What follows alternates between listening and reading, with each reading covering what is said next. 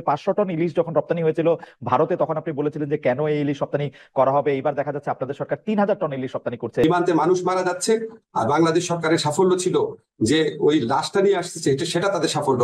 মানুষ মারা যাচ্ছে, সেটাকে সরকার সমর্থন করতো তৎকালীন শেখ হাসিনা সরকার। প্রফেসর আসিফ নজরুল, এটি একদম পরিষ্কার যে গত সরকারের সময় গত সরকার ভারতের প্রতি একটি নতজানু ভূমিকা দেখিয়েছিল।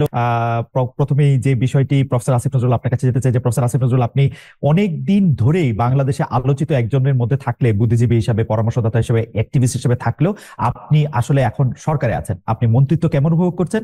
কেউ কেউ বলছেন যে আপনি আসলে আর আগের মতো সরব নাই, আপনাকে অনেক জায়গায় পাওয়া যাচ্ছে না, আপনার সেই প্রতিবাদী কণ্ঠস্বর অনেকে মিস করছেন। সেটা কি আপনি সরকারে আছেন সেই জন্যই, নাকি আপনার অন্য কোনো জায়গাও আছে যে জায়গা থেকে আপনি এটি জমা রাখছেন, পরে আমাদের সবার জন্য বলবেন? সবচেয়ে বড় কথা, মন্ত্রিত্ব কেমন উপভোগ করছেন আসিফ নজরুল আপনি? প্রথমে আপনাকে ধন্যবাদ জানাচ্ছি, আমার যারা শ্রোতা আছেন তাদের সবাইকে ধন্যবাদ জানাচ্ছি। প্রফেসর আসিফ নজরুল, একটু বলবেন আপনি মন্ত্রিত্ব কেমন উপভোগ করছেন? জি, আপনি প্রথমে একটা প্রশ্ন করেছিলেন যে আমাকে আগের মতো সরব দেখা যাচ্ছে না।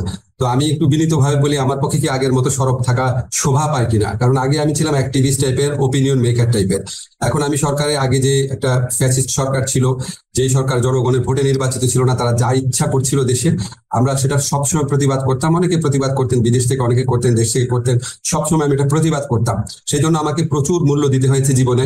কিন্তু তখনকার যে সরকার, সেই সরকার কি এখন দেশে আছে? এখন তো সরকার পরিবর্তন হয়েছে, এখন পরিবর্তিত একটা পরিস্থিতি এসেছে। আরেকটা হচ্ছে, আগে আমার যে রোলটা ছিল, আমি তো সরকারে ছিলাম না, আমি এখন সরকারে। এখন আমি যদি সরকারের কোনো কাজের সমালোচনা করি, তাহলে এটা তো খুব শোভা পায় না, মানুষ বলবে যে তুমি নিজেই তো সরকারে আছো। থার্ড জিনিস হচ্ছে, আমি তো একটা গোপনীয়তার শপথ নিয়েছি। তো গোপনীয়তার শপথ নিলে আমি অনেক কিছু তো প্রকাশও করতে পারবো না, এটা তো খুব অশোভন হবে এবং আমার শর্ত ভঙ্গ হবে। আমি তো জীবনে কোনোদিন কোনো গোপনীয়তার শপথ নিয়ে তো আমি কোনো দায়িত্ব পালন করি নাই। ফলে আমার জন্য তো এটা সম্পূর্ণ নতুন অভিজ্ঞতা। আমার সবসময় মাথায় রাখতে হয় অনেক কিছু, আমাকে ইনফরমেশন যেটা সরকারের সুষ্ঠু পরিচালনার স্বার্থে আমি সেটা প্রকাশ করতে পারি না। এই সমস্ত কিছু মিলিয়ে আমাকে মানে কিছুটা আপনার নিজের ভিতর অবরুদ্ধ অবস্থায় থাকতে হয়। এটা খুব বেশি এনজয় করি সেটা না, আমার চরিত্রের সাথে এটা যায় না। আমার মাঝে মাঝে খুব কষ্ট লাগে, অনেক কিছু বলতে ইচ্ছা করে, বলতে পারি না। আর উপভোগ যদি বলেন, মন্ত্রিত্ব আসলে উপভোগের জিনিস না। আমি জানি না পলিটিক্যাল মন্ত্রীরা কেমন হয় জীবন উপভোগ করতেন। আমার কাছে মনে হয় যে আমার যে একটা মুক্ত স্বাধীন জীবন ছিল, পৃথিবীতে আমার সবচেয়ে প্রিয় শব্দ হচ্ছে স্বাধীনতা। আমি অনেক বিপদের মধ্যে আমি স্বাধীনভাবে কথা বলার চেষ্টা করতাম, আমি স্বাধীনভাবে চলাফেরা করতাম। আমাকে অনেকে অনেক ভয় দেখাতো, তারপর আমি গভীর রাতে আমি ঢাকা ইউনিভার্সিটি ক্লাব থেকে টেনিস খেলে একা ফিরতাম, মনে হতো যা হওয়ার হবে। তারপরে আমি রিক্সা চড়তাম আমার ওয়াইফের সাথে। আমি অনেক সময় স্ট্র্যাটেজিতে আপনারা দেখতেন যে আমি কফি শপে যাচ্ছি। এখন আমাকে অনেক কিছু বিবেচনা করে চলতে হয়, আমাকে অনেক অনেক বেশি কাজ করতে হয়, অনেক বেশি। এবং খালেদ, সবচেয়ে অসহনীয় যেটা, এমনও হয় যে ধরেন আমি হয়তো 4-5 ঘন্টা জাস্ট একটা চেয়ারে বসে কাজ করছি, বা 3 ঘন্টা কন্টিনিউয়াস মানুষের কথা শুনছি। আমার জীবনে এগুলি খুব নতুন অভিজ্ঞতা এবং একদমই আনন্দদায়ক না। তবে একটা আনন্দই শুধু আছে, যখন কিছু করতে পারি, একটা মানুষেরও যদি উপকার করতে পারি, একটা ভালো সিদ্ধান্ত যদি নিতে পারি, তখন ভালো লাগে। এই আনন্দের সাথে কোনো কিছু তুলনা হয় না। এখন দায়িত্ববোধটা অনেক বেশি, স্বাধীনতা কম, উপভোগ কম। প্রফেসর আসিফ নজরুলের কথা এইবার আবার একটু দর্শকদের বলি যে আমি প্রফেসর আসিফ নজরুলকে 2-3 দিন 4-5 দিন, মানে বিশেষ করে গত 4-5 দিন ধরে অনেক চেষ্টা করেছিলাম যে একটি এক্সক্লুসিভ ইন্টারভিউ পাওয়ার জন্য। তিনি তার ব্যস্ততার জন্য সময় দিতে পারছিলেন না। পরে যখন তিনি রাজি হলেন, আমি কিন্তু তাকে বলেছি যে আমার হয়তো কিছু প্রশ্ন হবে যেটা নট সো নাইস। আসিফ ভাই আমাকে বলেছেন যে আমি যে কোনো ধরনের প্রশ্ন যে কোনো ভাবে করতে পারি, এমনকি তিনি আমাকে বলেছেন যে আমি চাইলে এটাও লিখতে পারি যাতে দর্শকরা এটাতে অংশগ্রহণ করতে পারে, যে অপ্রীতিকর প্রশ্ন তাকে করা যাবে। আসিফ ভাই, সেই জন্য আপনাকে আলাদা করে আবারও ধন্যবাদ দিই। তো সবচেয়ে অপ্রীতিকর প্রশ্ন যেটি এই মুহূর্তে আপনাদের দর্শকরা সবচেয়ে বেশি করতে চাচ্ছেন, সেটি হচ্ছে যে 500 টন ইলিশ যখন রপ্তানি হয়েছিল ভারতে, তখন আপনি বলেছিলেন যে কেন এই ইলিশ রপ্তানি করা হবে। এইবার দেখা যাচ্ছে আপনাদের সরকার 3000 টন ইলিশ রপ্তানি করছে। এর কারণ যদি আমাদের বলেন। আরেকটা বিষয় বলে রাখি, প্রফেসর আসিফ নজরুল, আপনি আসবেন শুনে অনেকে আমাদেরকে প্রশ্ন পাঠিয়েছেন, সুতরাং আমাদের অনেক প্রশ্ন আছে। আপনি যদি একটু সবগুলি বিষয়ে যদি আপনি একটু সংক্ষিপ্ত আকারে একটু বলেন যে আপনারা 3000 টন ইলিশ রপ্তানি করছেন, এটি কেন? আমি প্রথমে আপনাকে বলি, আমি ইলিশ রপ্তানির যে স্ট্যাটাসটা দিয়েছিলাম তখন আমি উপদেষ্টা ছিলাম না। আর 3000 টনের ব্যাপারটা আমি আপনাকে একটু ক্ল্যারিফাই করি। সেটা হচ্ছে, আমাদের এই গত বছর, আমি একদম পরিসংখ্যান নিয়ে এসেছি যাতে কোনো মিসআন্ডারস্ট্যান্ডিং না হয়, গত বছর 3950 টন ইলিশ রফতানির সর্বোচ্চ অনুমোদন দেওয়া হয়েছিল। প্রকৃত রফতানি হয়েছিল 802 টন। এই বছর তার চেয়ে কম ইলিশ রফতানির অনুমোদন দেওয়া হয়েছে 3000 টন। অ্যাকচুয়াল রপ্তানি কত হবে সেটা আপনি at the end of the day দেখেন। কাজে আপনি যদি পরিসংখ্যানে তুলনা করেন তাহলে 3,950 টনের সাথে 3,000 টনের তুলনা করতে হবে। আর 500 টন আমি যে স্ট্যাটাসটা দিয়েছিলাম এটা দ্বিতীয় ফেজে 500 টন রপ্তানি করার কথা বলা হয়েছিল, কিন্তু গত বছর আসলে প্রকৃত রপ্তানি হয়েছিল 802 টন। এটা পত্রপত্রিকায় প্রকাশিত রিপোর্ট, আপনারা প্রথম আলোর রিপোর্ট আপনারা পরীক্ষা করে দেখতে পারেন। এখন আপনার যখন আমি ইলিশ মাছের ইয়েটা দিয়েছিলাম, আমি ওখানে কি বলেছিলাম ভালো করে খেয়াল করেন। 500 টন ইলিশ কেন পাঠানো হচ্ছে? ভারতকে খুশি করার জন্য, যারা আমাদেরকে পানি দেয় না, যারা আমাদেরকে সীমান্তে হত্যা করে, যারা আমাদের সাথে আপনার অবমাননাকর মন্তব্য করে, এরকম। তো আমার কনটেক্সটটা ছিল, আপনি যদি ভালো মতো মেসেজটা দেখেন, আপনি যদি ভারতের সাথে মর্যাদাপূর্ণ সম্পর্ক থাকে, বন্ধুত্বপূর্ণ সম্পর্ক থাকে, ওই বন্ধুত্বপূর্ণ সম্পর্কের আলোকে, ভারসাম্যমূলক সম্পর্কের আলোকে আপনি ইলিশ রপ্তানি করেন না কি করেন সেটা নিয়ে মানুষের অত মাথা ব্যথা থাকতো না। আপনি এমন একটা দেশ, তখন প্রতিটা নিয়ত ভারতের যে সমস্ত পদক্ষেপে সরকারের নতজানুমূলক দৃষ্টিভঙ্গি ছিল, সীমান্তে মানুষ মারা যাচ্ছে, আর বাংলাদেশ সরকারের সাফল্য ছিল যে ওই লাশটা নিয়ে আসছে, সেটা তাদের সাফল্য। মানুষ মারা যাচ্ছে সেটাকে সরকার সমর্থন করতো, তৎকালীন শেখ হাসিনা সরকার বলতো আমাদের লোকরা অপরাধ করে যায় দেখে মারা যায়, আমরা পানি পাচ্ছি না, সেটার কোনো প্রতিবাদ করতো না ঠিক মতো। অথচ আমাদের পানি ফেনী নদীর পানি দিয়ে দিচ্ছে, আমাদের এখানে ভিতর দিয়ে ট্রানজিট নিয়ে যাচ্ছে। আমি নেপাল আর ভুটানের সাথে সামান্য ট্রানজিট পাচ্ছি না। দিনের পর দিন ভারতের যারা শাসক আছে আমাদের দেশ সম্পর্কে অত্যন্ত অবমাননাকর, অপমানজনক উক্তি করতো, আমাদের মন বিষিয়ে থাকতো সব সময়। তো আমার কনটেক্সটে ছিল এইরকম একটা কান্ট্রিকে সারাক্ষণ আমাদের দেশের প্রধানমন্ত্রী বলতে থাকতে, আপনার খেয়াল আছে নিশ্চয়ই, তৎকালীন প্রধানমন্ত্রী, যে ভারতকে যা দিয়েছি কখনো ভারত সেটা ভুলতে পারবে না। তখন আমাদের মনে প্রশ্ন আসতো, এটা কি আপনার পৈতৃক সম্পত্তি নাকি, আপনি যা ইচ্ছা দিবেন? কাজে তখন মনে তো অপ্রকাশ্য অনেক জিনিস আছে। তো ওই কনটেক্সটে আমি বলতাম যে আপনি এমন একটা দেশকে এই জিনিসগুলো দিচ্ছেন, যে এই দেশ আমার বর্ডারে এটা মারে, প্রতিবাদ করেন না, পানি চান না, এই চান না, ইত্যাদি। সেই ক্ষোভ থেকে তখন অনেক কিছু বলেছি। আমি একটু ক্লারিফাই করি, এখন তার সেই সরকারটা নাই। এখন কি আমার সরকার বর্ডারে যখন হত্যা হয় প্রতিবাদ করে না? কঠোরভাবে প্রতিবাদ করে। তাদের অমিত শাহ একটা বক্তব্য দিয়েছে, আপনি আমাদের বক্তব্য দেখেন কত কড়াভাবে বলা হচ্ছে, অত্যন্ত আপত্তিকর, বন্ধুত্বমূলক সম্পর্কে গিয়ে তীব্র প্রতিবাদ জানিয়েছে।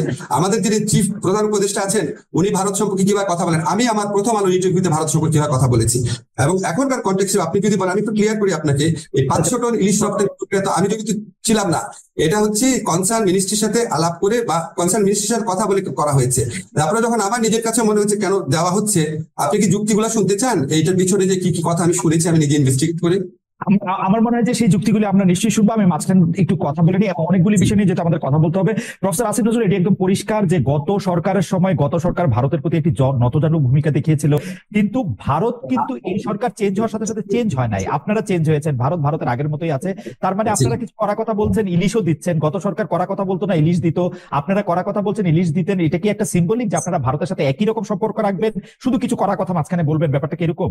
নো নো, আমি যতটুকু বুঝতে পেরেছি, আমি যখন এই ব্যাপারটা ইনভেস্টিগেট করেছি তখন কতগুলা কথা বলা হয়েছে, এগুলো কিন্তু আমার কথা না, আমি মানে রপ্তানির পেছনে কথাগুলো শুনতে চেয়েছি। তখন একটা কথা বলা হয়েছে যে আমি যেটা যেটা ইনভেস্টিগেট করে বা জিজ্ঞেস করে জেনেছি, সেটা হচ্ছে আমাদের ছাত্র জনতার যে বিপ্লব হয়েছিল, এই বিপ্লবে পশ্চিমবঙ্গের মানুষের সমর্থন ছিল। তারা আমাদের ওখানকার দূতাবাসের সামনে কর্মসূচি পালন করেছে। পশ্চিমবঙ্গের যে মুখ্যমন্ত্রী ছিল তিনি অত্যন্ত কড়া ভাষায় আমাদের তৎকালীন প্রধানমন্ত্রীর সমালোচনা করেছিলেন, এবং এটা নিয়ে একটা টানাপোড়েনের সৃষ্টি হয়েছিল। এবং আমাদের এই ইলিশটা প্রধানত পশ্চিমবঙ্গের মানুষের জন্য যাচ্ছে। এগুলি কিন্তু আমার যুক্তি না, আমি যেসব কথা শুনেছি। আরেকটা কথা বলা হয়েছে, মোট যে ইলিশ রপ্তানি করা হচ্ছে সেটা হচ্ছে 0.29%। এগুলি অন্য পক্ষের কথা। এবং সবচেয়ে বড় যে কথাটা বলা হয়েছে, ভারতের সাথে আমরা সম্পর্ক মানে রিঅ্যালাইনমেন্ট করতে যাচ্ছি, আমরা একটা ভারসাম্যমূলক সম্পর্ক প্রতিষ্ঠা করার দিকে যাচ্ছি। সেখানে আমাদের জন্য অত্যন্ত জরুরি বিষয় হচ্ছে আদানির বিদ্যুৎ কেন্দ্র, রামপাল কেন্দ্র, আমার বর্ডার কিলিং।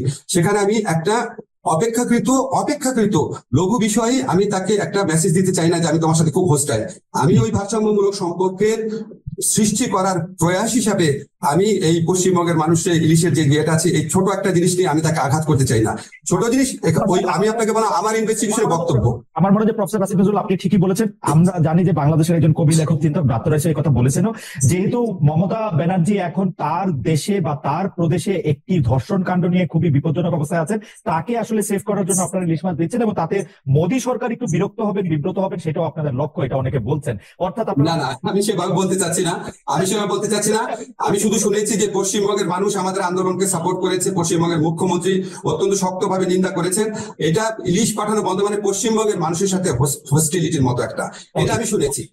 আমরা পরের ইস্যুতে যাই। আমরা একটি জায়গায় আপনি বলেছিলেন, আমি আপনাকে উদ্ধৃত করছি, এটাও ভারত প্রসঙ্গ, যে আমরা পত্র পত্রিকায় পড়ি 26 লাখ ভারতীয় বাংলাদেশে চাকরি করে, বাংলাদেশের ছেলেরা চাকরি পায় না, রাস্তায় রাস্তায় ঘুরছে, আর ভারতের ছেলেরা চাকরি করছে আপনি সরকারে আসার পরে। এই বিষয়টি সম্পর্কে আপনার আপডেটেড মন্তব্য কি? ভারতীয় এখন কি করছেন? Thank you. এটা আমি প্রথমে আপনাকে বলে রাখি, এটা কিন্তু আমি উপদেষ্টা হওয়ার পর বলি নাই। অনেকে এটা কনফিউশন ছড়ানোর জন্য, এটা আপনি ক্লিয়ার আছেন, আমি উপদেষ্টা হওয়ার পর বলি নাই। এটা উপদেষ্টা হওয়ার আগে ভারতের যে বাংলাদেশের প্রতি বর্বর কিছু নীতি, সেগুলি সমালোচনা করতে গিয়ে আমি একটা পর্যায়ে বলেছিলাম। এখন আপনাদের যে আপত্তিগুলো আসছে, প্রথম প্রশ্ন হচ্ছে এখানে 26 লাখ আছে কিনা। তাহলে আমি আপনার দৃষ্টি আকর্ষণ করি, ফিনান্সিয়াল এক্সপ্রেসে 2009 সনে বলা হয়েছিল 5 লক্ষ ভারতীয় এখানে চাকরি করছে 2009 সনে। 2015 সনে ডেইলি স্টারের রিপোর্ট, 2015 আজকে থেকে 9 বছর আগে, সিপিডি বলেছে রেমিটেন্স পাঠানোর দিক থেকে বাংলাদেশ হচ্ছে পঞ্চম। 2013 সনে $3.71 বিলিয়ন, $3.71 বিলিয়ন 2013 সনে পাঠানো হয়েছে, এবং সেই রিপোর্টে বলা হয়েছে এটা অফিসিয়াল ফিগার। আনঅফিসিয়াল ফিগার এর চেয়ে আরো অনেক বেশি। এখন আপনি বলেন, যদি এইরকম কোনো অ্যামাউন্ট থাকে যে আনঅফিসিয়াল ফিগার মেনে যদি এটা ধরেন ডাবলই ধরি আমি, তাহলে প্রায় $8 বিলিয়ন পাঠানো হয়। হ্যাঁ, এখন এই বিপুল পরিমাণ রেমিটেন্স যারা পাঠায়, ভারতে যদি পাঠানো হয়, ওরা কি ভারতীয় না অন্য দেশে? তার মানে বিপুল পরিমাণ ভারতীয় এখানে আছে। আমি যে আপনাকে ফিগারটা বলেছি 26 লাখ, সেটা হচ্ছে কম হতে পারে, আবার বেশি হতে পারে। এক্সাক্ট চিত্র আমরা জানি না, কেন জানি না আপনাকে আমি আরেকটু বলি না, আরেকটু বলি আপনাকে কেন জানি না। আজকে দেখবেন সালমান এফ রহমানের সাথে এনএসআইড চিফের একটা বক্তব্য ভাইরাল হয়েছে, আপনি ফেসবুকে খুঁজলেই পাবেন, টেলিফোন রেকর্ড তখনকার সময়। সেখানে উনি বলছেন যে বিভিন্ন সেক্টরে, বিশেষ করে সফটওয়্যার সেক্টরে অনেক লোকজন আসে যাদের জন্য ওয়ার্ক পারমিট দরকার হয় না, তারা কন্ট্রাকচুয়াল ওয়ার্কার হিসাবে আসে। এবং উনি ধমক দিচ্ছেন এনএসআইড চিফকে যে বিডার অনুমোদন এখানে লাগে না, তুমি এখানে সিকিউরিটি জিনিস দেখবা, তুমি অন্য জিনিস দেখবা কিনা, দেখবা কেন? এবং উনি কিন্তু খুব ক্যাটাগরিক্যালি ভারতের কথা বলে না এখানে। কিন্তু আপনি আমাকে বলেন, আপনি মানে পারসিভ করে দেখেন যে কন্ট্রাকচুয়াল ওয়ার্কার অনেক আসছে, অনুমোদন লাগে না, এটা সালমান এফ রহমান কোন দেশের ক্ষেত্রে বলতে পারেন? হতে পারে চায়নার ক্ষেত্রে বলতে পারেন, কিন্তু চায়নার ক্ষেত্রে যদি না লাগে তাহলে নিশ্চয়ই ভারতের ক্ষেত্রে লাগতো না, কারণ ভারতের প্রতি তো আমাদের একটা নতজানু নীতি ছিল। এই সমস্ত জিনিস যদি আপনি অ্যাড করেন, আমরা একটা কনক্লুশনে আসতে পারি, বিপুল পরিমাণ ভারতীয় আনডকুমেন্টেড এখানে কাজ করছে। জিনিসটা হলো যে আপনারা এখন সরকারে আছেন, আপনাদের কাছে কি কোনো তথ্য, মানে ওরা যদি রেমিটেন্স পাঠাতে হয় সেটা একটা প্রপার ব্যাংকিং চ্যানেলে পাঠাতে হবে, ওরা যদি এখানে কাজ করে তাহলে সেটার একটা কোনো না কোনো ভাবে পাসপোর্ট দিয়ে তারা যদি এন্ট্রি করে সেটা তাদের এখানে থাকবে, ঠিক আছে? সেই হিসাবটা আছে কিনা, আপনারা সেই হিসাবটা জানতে চেষ্টা করছেন কিনা, নাকি আপনারা মানে পত্র পত্রিকার গত সরকারের আমলের রিপোর্টের উপরে ভরসা করতে? প্রশ্ন। ধন্যবাদ, আপনি প্রশ্নটা করেছেন। আমি প্রথমে আপনাকে ক্লিয়ার করি, আজকে প্রবাসী কল্যাণ মন্ত্রণালয় যখন গিয়েছিলাম তখন একজন সাংবাদিক আমাকে প্রশ্ন করেছিলেন, ওনার ধারণা ছিল এটা হচ্ছে আমার মন্ত্রণালয়ের বিষয়। আমি প্রথমে আপনাকে ক্লিয়ার করি, বাংলাদেশে যারা বিদেশি চাকরি করেন, ইদার লুকিয়ে অথবা প্রকাশ্যে, এটা আমার মন্ত্রণালয়ের বিষয় না। আমি যে বিদেশে যারা বাঙালি চাকরি করেন সেটা আমার মন্ত্রণালয়ের বিষয়। আমি আমার 3টা মন্ত্রণালয়ে এত ব্যস্ত থাকি, আমি আপনাকে অনেস্টলি বলি, আমার প্রথম 1 মাসে আমি 3-4 ঘন্টা ঘুমাতাম, আমি 16 ঘন্টা কাজ করেছিলাম, আমি শুক্রবার দিন অফিস করতাম, সচিবালয় সবাই আছে, আপনারা খবর নিয়ে জিজ্ঞেস করেন। ফলে আমি আমার মন্ত্রণালয়ের বাইরে অন্য কোনো কিছু দেখার সুযোগ পাই নাই। তবে এই মন্ত্রণালয়ে যিনি কাজ করেন, যারা কনসার্ন অথরিটি আছে, আমি তাদের কাছে কিছু কিছু জিনিস জানতে চেয়েছি, আমি এখনো সঠিক উত্তর পাই নাই। আপনি জানেন বিডা সহ বিভিন্ন প্রতিষ্ঠান রিঅর্গানাইজ করার কাজ চলছে। আমি আপনাকে এইটুকু অ্যাসিউরিটি দিতে পারি যে অন্য কোনো উদ্যোগ থাকতে পারে, কিন্তু আমার উদ্যোগ অবশ্যই থাকবে ভারতীয় শুধু না, এই দেশে যারা চাকরি করে তাদেরকে প্রপারলি চাকরি করতে হবে। যদি বাংলাদেশে স্কিল ওয়ার্কার থাকে, অন্য দেশ থেকে আপনি ওয়ার্কার আনতে পারবেন না। যারা কাজ করে তাদের প্রকৃত বেতন দেখায় কাজ করতে হবে, জব পারমিট লাগবে, তাদেরকে লিগাল পথে টাকা পাঠাতে হবে। এইসব ব্যাপারে অবশ্যই আমি সোচ্চার হবো, এখনো সোচ্চার আছে। আপনার কাছে বলি, এখনো আমি সরকারের বিভিন্ন পর্যায়ে এইসব কথা তুলেছি, কিন্তু আমি একদম ফর্মালি যখন উপদেষ্টা পরিষদে আলোচনা হবে অবশ্যই আমি জিনিসগুলো তুলবো। কিছু কিছু ব্যাপার আমি কোথায় প্রশ্ন করছি, কোথায় উত্তর জানতে চাচ্ছি, আমি আপনাকে সবকিছু পারবো না। তবে এটা আমি কনফার্ম করি, অবশ্যই এই ব্যাপারে আমার দৃষ্টি থাকবে। প্রফেসর আসিফ নজরুল, বর্তমানে যিনি পররাষ্ট্র উপদেষ্টা আছেন জনাব তৌহিদ হোসেন সাহেব কিন্তু আমাকেও বলেছিলেন একটি ইন্টারভিউতে, বাংলাদেশে এই বিপুল সংখ্যক লোকের চাকরি করার কথা, বিপুল পরিমাণ রেমিটেন্স ভারতের পাঠানোর কথা। তো সেটা নিশ্চয়ই তিনি অবগত আছেন। 50 দিন একটা সময়, তিনি নিশ্চয়ই এই ব্যাপারটাও দেখবেন। আমরা এই অনুষ্ঠান যদি তিনি দেখে থাকেন আমাদের এই আহ্বান রেখে যাবো। খালেদ, আমি একটা দিক বলি, এখানে যারা কন্ট্রাকচুয়াল চাকরি করে, যারা প্রাইভেট সেক্টরে বিভিন্ন লোকজনকে নিয়ে আসেন, তারা তো নন ডকুমেন্টেড। সো প্রকৃত সংখ্যা আমি পাবো না। আমি আপনাকে আমার ব্যক্তিগত অভিজ্ঞতা থেকে বলি, আমার ব্যক্তিগতভাবে পরিচিত একটা প্রতিষ্ঠানে যখন আমি দেখলাম অনেক ফরেনার চাকরি করে, মানে ভারতীয় চাকরি করে, স্পেসিফিক্যালি বলি অনেক না, 7-8 জন ভারতীয় চাকরি করছে। তা আমি ওনাকে জিজ্ঞেস করলাম, উনি খুব ঘনিষ্ঠ, যে আপনি কেন দিচ্ছেন চাকরি? বলে শেখ হাসিনার গভর্নমেন্টের আমলের কথা, বলে উনাদেরকে চাকরি টাকরি না দিলে সরকার ভাবে আমরা অন্য পক্ষের লোক। এইরকম একটা সিচুয়েশন দেশে বিরাজ করতো। এখন আপনার এই সরকার পরিবর্তনের পর নিশ্চয়ই ওই লোকগুলোকে আর কাজে রাখা হবে না, বুঝতে পারছেন? ওই প্রয়োজনীয়তা নাই। ফলে আপনি অ্যাকচুয়াল নাম্বার পাবেন কিনা আদৌ সেটাও সন্দেহ আছে, কাছাকাছি নাম্বার পাবেন। আমরা সেই হিসাবটি দেখতে চাই। কয়েকটি দ্রুত কতগুলি প্রশ্ন করতে হবে যে শেখ হাসিনা পতনের পর আমরা সংখ্যালঘু নিপীড়ন, ভাস্কর্য ভাঙা, মাদার ভাঙা, যৌনকর্মী ও হিজড়াদের উপর আক্রমণ, নারীদের প্রতি আক্রমণ, অভিযুক্ত জঙ্গি সংগঠনের নেতাদের জামিন, শীর্ষ সন্ত্রাসীদের জামিন, হিজবুত তাহরীরের প্রকাশ্য তৎপরতায়, এগুলি কি আসলে অন্তর্বর্তী সরকারের অবস্থানের প্রতিফলন? আপনার কাছে কি মনে হয়, নাকি সরকারের ভেতরে বা বাইরে অন্য কোনো কিছু তৎপর? যেমন প্রফেসর সলিমুল্লাহ খান বলছেন যে এখানে কয়েক সরকার আসলে কোনটা বা সরকার আসলে কয়টা, আর এই ব্যাপারে আপনি আসলে কি বলবেন? মানে আমি অনেকগুলি কথা বলেছি, আপনি চাইলে আমি এটা আবার বলতে পারি, কিন্তু আমার নিশ্চয় মনে থাকবে সংখ্যালঘু নিপীড়ন, মাদার ভাঙা, জনকর্মী, হিজড়াদের আক্রমণ। ঠিক আছে, ঠিক আছে। আপনি যে সমস্ত ঘটনা বলেছেন এগুলি সবই অত্যন্ত দুঃখজনক, এবং আমরা বিভিন্ন সময় আমাদের বিভিন্ন উপদেষ্টারা এসবের বিপক্ষে কড়া বক্তব্য রেখেছে, সরকারের পক্ষ থেকে বক্তব্য রেখা হয়েছে।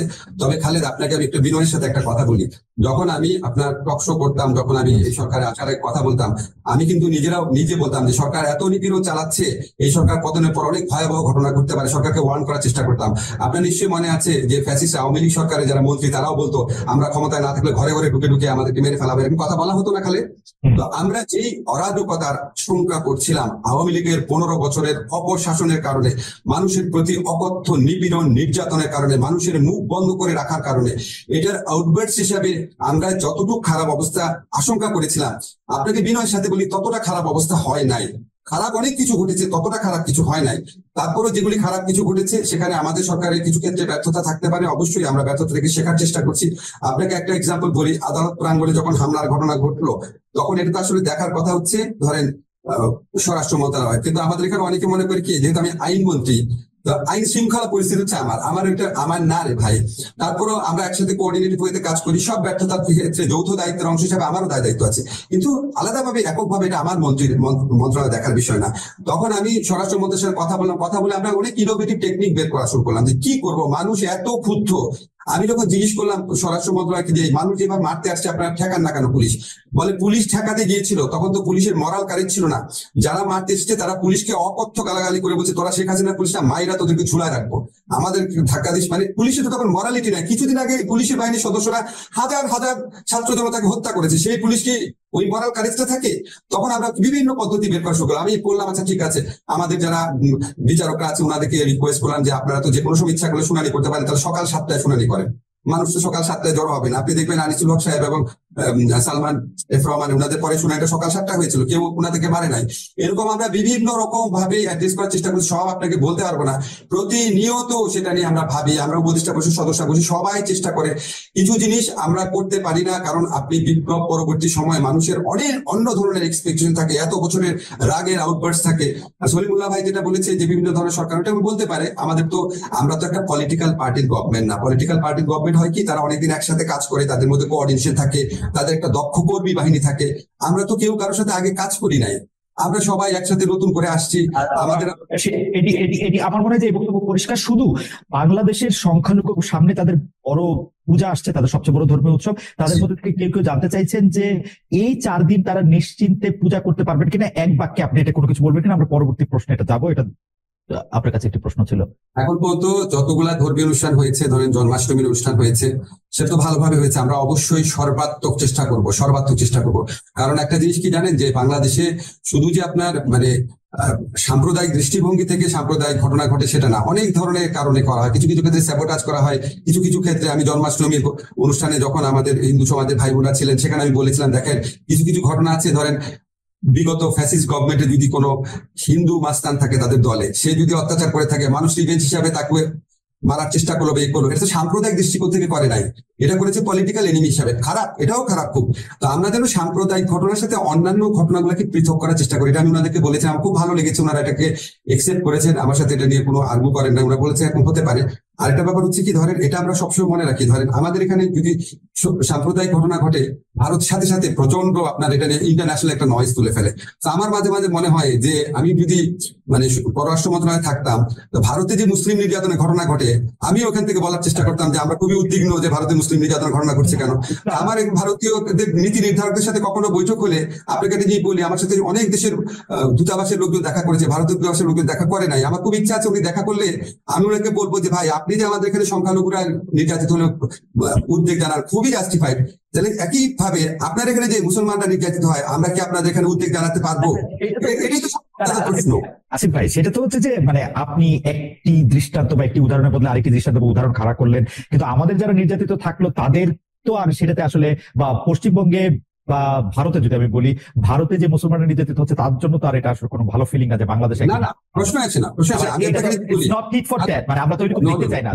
আমি শুধু ভারতের উদ্বেগের প্রসঙ্গে এটা বললাম। আপনাকে একটা জিনিস বলি, সংখ্যালঘু নির্যাতন, সংখ্যাগুরু নির্যাতন, গরিবের নির্যাতন, নারীদের নির্যাতন, শিশুদের নির্যাতন, যে কোনো নির্যাতন বিরুদ্ধে আমাদেরকে অবস্থান নিতে হবে। এখানে মানুষকে এই পরিচয়টাই মুখ্য হওয়া উচিত। আজকে আপনি যে সমস্ত ঘটনা ঘটেছে বাংলাদেশে, এই যে ধরেন হলের মধ্যে পিটিয়ে মেরে ফেললো বা এই ধরনের ঘটনা, এটা কি সংখ্যালঘু হিসাবে মেরেছে? তারপরে আপনি যে মাজার ভাঙার কথা বললেন, ওটা কি সংখ্যালঘুরা আক্রান্ত হয়েছে? ওটা কি সংখ্যালঘু? মাজারে যারা সংখ্যালঘু?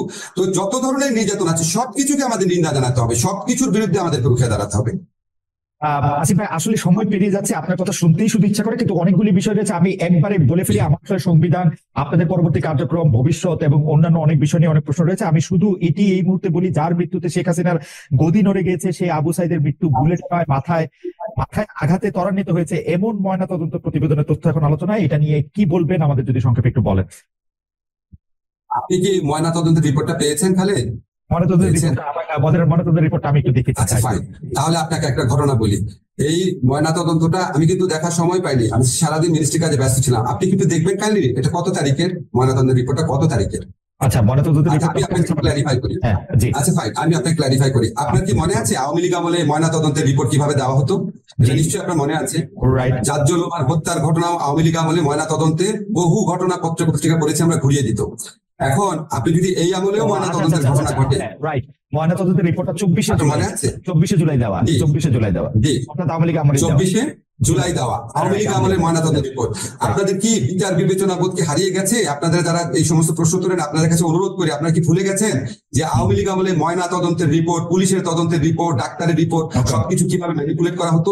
কাজে আমরা ঠিক ডেফিনেটলি আবার ময়নাতদন্ত করবো, এবং এই ময়নাতদন্ত যদি ভুল হয়ে থাকে, ম্যানিপুলেটেড হয়ে থাকে, অবশ্যই আমরা দেশবাসীর কাছে প্রকাশ করবো। আচ্ছা, সম্প্রতি দুটি ঘটনা ঘটেছে, একটি ঢাকা বিশ্ববিদ্যালয়, একটি জাহাঙ্গীরনগর বিশ্ববিদ্যালয়। আপনি সেই সব হত্যাকাণ্ডের যথেষ্ট পরিমাণে জোরালো প্রতিবাদ করেন নাই বলে কেউ কেউ বলছেন। এই প্রসঙ্গে আপনার একটু কথা বলবো যে এক ধরনের মব, যেটাকে আপনি বারবার মব জাস্টিস বলছেন, কেউ কেউ এটাকে মবক্রেসি বলছেন, সেই জায়গা থেকে কেউ কেউ বলছেন এটি একটি মবের মূল্য।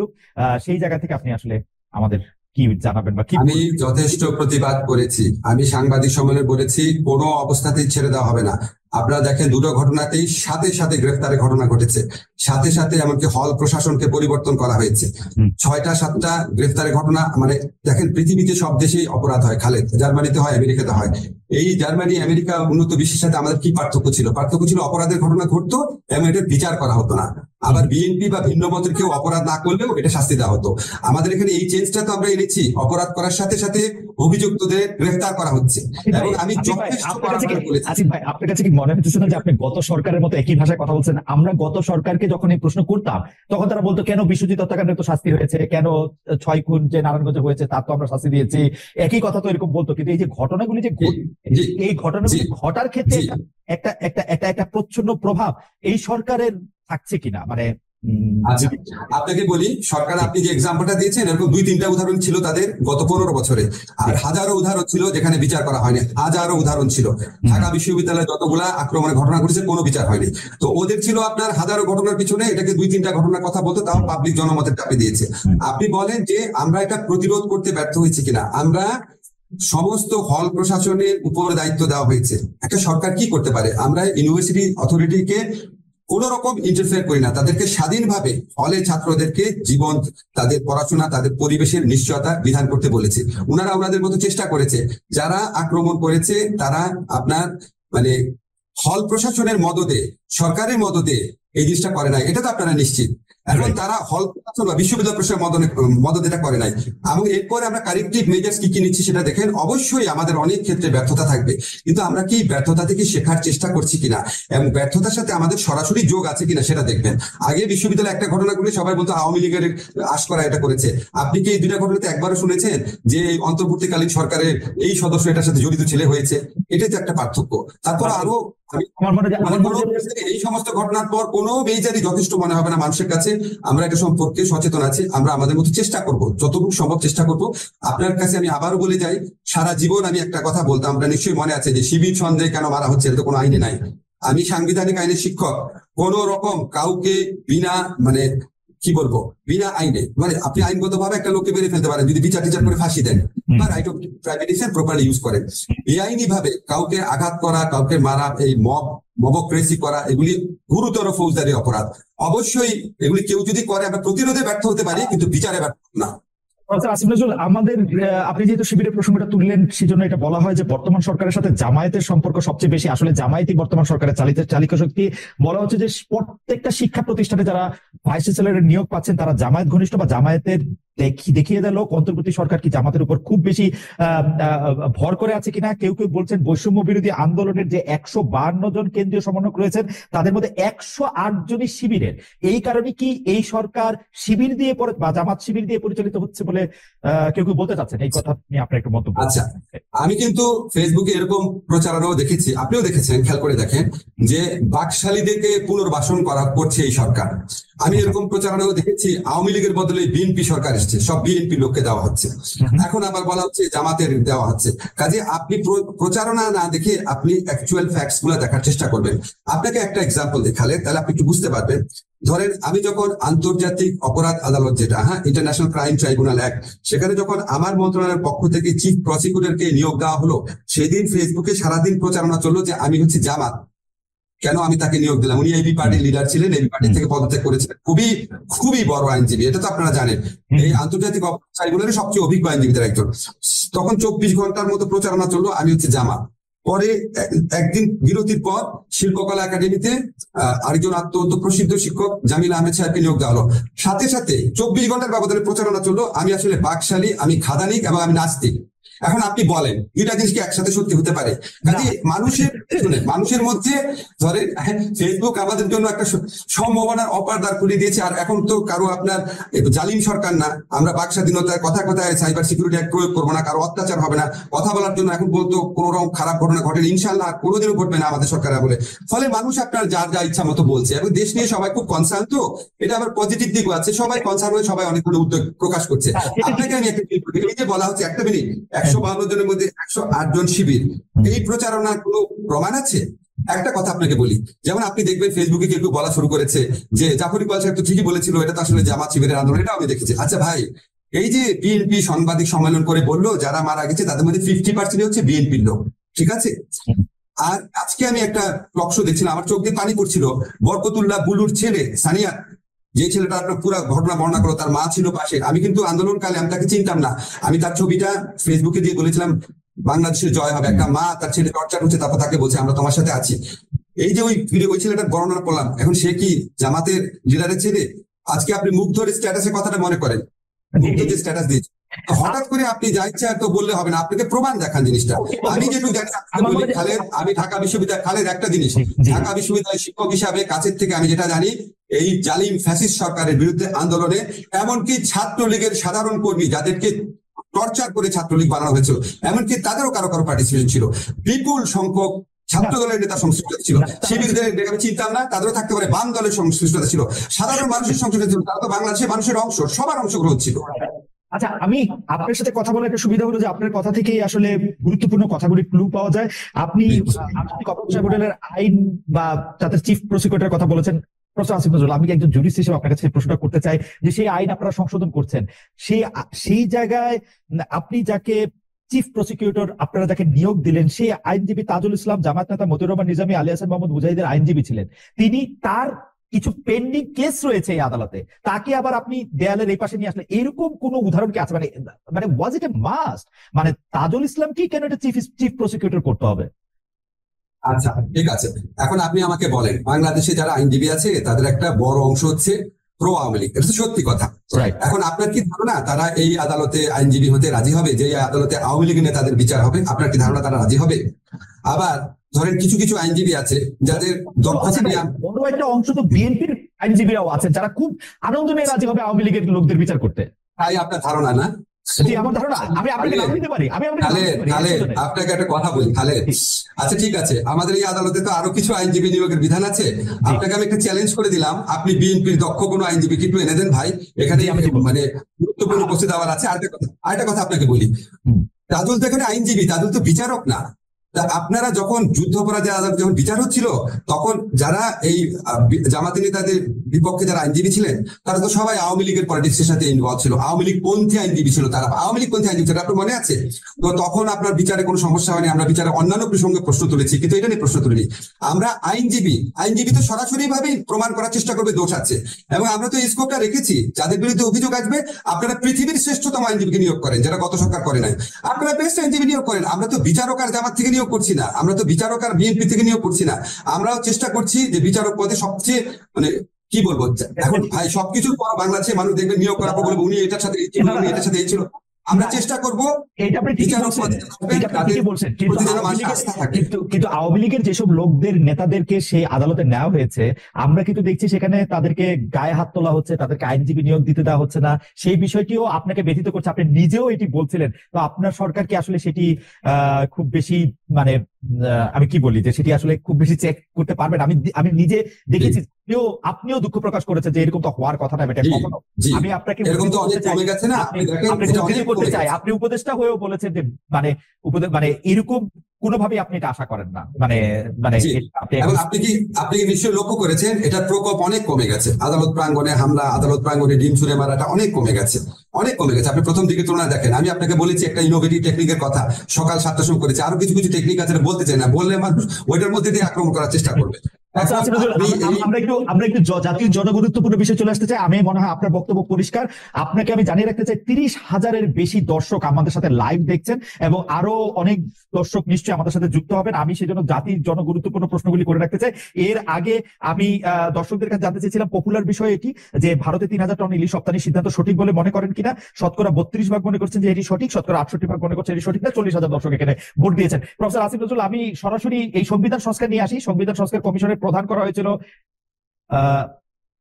আচ্ছা খালেদ, আপনাকে একটা অনুরোধ করি, নিয়োগ নিয়ে প্রশ্ন করছেন যেহেতু, আপনাকে একটা জিনিস ক্ল্যারিফাই করি। এটা আমাকে কেউ জানতে চায়, আমি বলেছি আমি খালেদের সাথে প্রোগ্রামে বলবো যে আমি কিভাবে নিয়োগ দিচ্ছি, আমি কি আমার ঘনিষ্ঠ লোককে নিয়োগ দিচ্ছি কিনা। ভাই আমাকে এটা একটু বলতে দেন। এই যে আপনাকে তাজুলের কথা বললাম, জামিল সাহেবের কথা বললাম, উনারা ঘনিষ্ঠ তো দূরের কথা, উনাদের সাথে জীবনে কোনোদিন, আমার তাজুলের সাথে একটা প্রোগ্রামে একদিন দেখা হচ্ছিল, অনেক দূর থেকে দেখা। জামিল সাহেবের সাথে আমার জীবনে কোনোদিন দেখা হয় নাই। উনার নিয়োগের ব্যাপারে কথা বলার আগে জীবনে কোনোদিন কথা হয় নাই। বাংলা একাডেমিতে যে আজম আছে, আজমের সাথে জীবনে কোনোদিন আমি একসাথে বসে 5 মিনিটও কথা বলি নাই। আফসানার সাথে জীবনে কোনোদিন 5 মিনিটও কথা বলি নাই। আপনাকে আমি ক্লিয়ার করে জিনিসটা, আমি দক্ষতার দিকে লক্ষ্য রেখেছি, অসংখ্য মানুষের সাথে কথা বলেছি।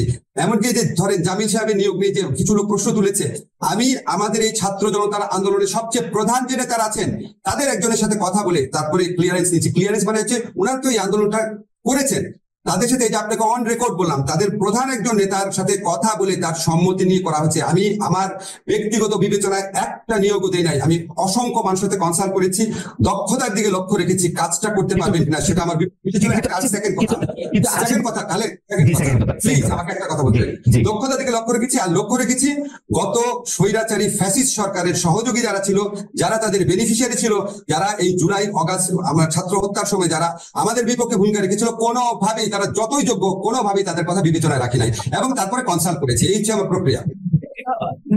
আসিফ ভাই, কেন জানি আপনার কথা শুনে আমার একটু শেখ হাসিনার কথা মনে পড়তেছে। শেখ হাসিনা সেম ওয়েতে একটু বলতো যে না, সবাইকে নিয়োগ দিব, শুধু বিএনপির বা তারেক রহমানের লোক নিয়োগ দিব না, জামাতের লোক নিয়োগ দিব না। এখন একটা লোক, ধরা যাক আপনি জায়েদ খানের বিরুদ্ধে আপনি মামলা করতেছেন, এখন জায়েদ খান এই সরকারের সভাপতি ছিল, তো এটা কিরকম? মানে কি আওয়ামী লীগের সাপোর্ট থাকতে পারবে না? আমি আপনি সাপোর্ট করি না, আমরা সাপোর্ট করতে পারবে না। আওয়ামী লীগের বিরুদ্ধে কি গণহত্যা হয়েছিল? আওয়ামী লীগের কি লোকজনকে 2 সপ্তাহের মধ্যে 1000 লোককে মেরে ফেলা হয়েছিল, 4000 লোককে অন্ধ করা হয়েছিল, 20,000 লোককে গুলি করা হয়েছিল, হেলিকপ্টার দিয়ে গুলি করা হয়েছিল আওয়ামী লীগের লোককে? এখন এই সমস্ত কাজ যারা করেছে, যারা এগুলিকে জাস্টিফাই করেছে, যারা এটার পক্ষে দাঁড়িয়েছে, তাদেরকে এই ছাত্র জনতার বিপ্লবের পর তাদেরকে আমি নিয়োগ দিব? আমি প্রেক্ষিতটা তো চেঞ্জ হয়েছে না। আচ্ছা ঠিক আছে, নিয়োগ দিয়েন না। আমি আমি আমি আমি সংবিধান সংস্কার কমিশন নিয়ে আসি। প্রফেসর আসিফ নজরুল, 32,000-এর বেশি মানুষ আমাদেরকে দেখছেন। সংবিধান সংস্কার কমিশনের ইন্টারেস্টিংলি প্রথমে এটা প্রদান করা হয়েছিল ডক্টর শাহদিন মালিককে, কিন্তু ডক্টর শাহদিন মালিকের সাক্ষাৎকার পরে আমি এবং ডক্টর শাহদিন মালিককে ততদিন ধরে চিনি, মনে হয়েছিল যে তিনি আসলে সংবিধানটাকে সংস্কার করতে চান, বাট তার আসলে সংবিধান সংস্কার কমিশনের প্রধান থাকা হলো না। সংবিধানের সংস্কার কমিশনের প্রধান করা হলো আমার শিক্ষক প্রফেসর আলী রিয়াজকে, যিনি আবার সংবিধানটা নতুন করে লিখতে চান। আমাদের প্রশ্ন, প্রফেসর আসিফ নজরুল, নতুন করে সংবিধান রচনার ম্যান্ডেট কি আপনাদের রয়েছে কিনা? মানে ক্যান ইউ ডু ইট? মানে এটা প্রথম কথা হচ্ছে আলী রিয়াজ আপনার শিক্ষক, স্বাধীন মালিক হচ্ছে আমার শিক্ষক। আমার মানে কি বলবো, আমার অত্যন্ত শ্রদ্ধেয় মানুষ, ঘনিষ্ঠ মানুষ। আমরা 15 বছর এই সরকারের বিরুদ্ধে যত রকম আন্দোলন করেছি, যত রকম বিবৃতি দিয়েছি, যত রকম সেমিনার করেছি, উনি সমস্ত কিছুতে ইনভলভ থাকতেন, সমস্ত কিছুতে। আমি দৃঢ়তার সাথে বলতে চাই, স্বাধীন ভাই প্রধানত উনি আমাকে যেটা বলেছেন, উনার পেশাগত ব্যস্ততা আছে অনেক, উনার পক্ষে আপনি মানে পেশাগত ব্যস্ততার কথা বলেছেন উনি মূলত। আর একটা কারণে কথা বলেছেন, আমি বলতে চাচ্ছি না, উনার সাথে আমার প্রিভিলেজ কমিউনিকেশন। উনি পেশাগত ব্যস্ততার কারণে প্রধানত এই দায়িত্ব পালন করতে চান না, কিন্তু আমরা কমিশনের পক্ষ থেকে যে সমস্ত এক্সপার্টের সাথে কথা বলবো, অবশ্যই ওনার সাথে আমরা কনসাল্ট করবো। আলী রিয়াজ সংবিধান পুনর্লিখন বলতে কি পুরা সংবিধান পুনর্লিখন বুঝিয়েছেন নাকি কোনো কোনো আর্টিকেল বুঝিয়েছেন? ওনার সাথে যখন আমার কথা হয়েছে, আমার মনে হয় না এই সিদ্ধান্ত উনি নিয়ে ফেলেছেন। এটা একটা সংস্কার কমিশন করা হচ্ছে, সেখানে এই প্রশ্নগুলাও আসবে যে আপনারা কি সংবিধান পুনর্লিখন চান কিনা, নাকি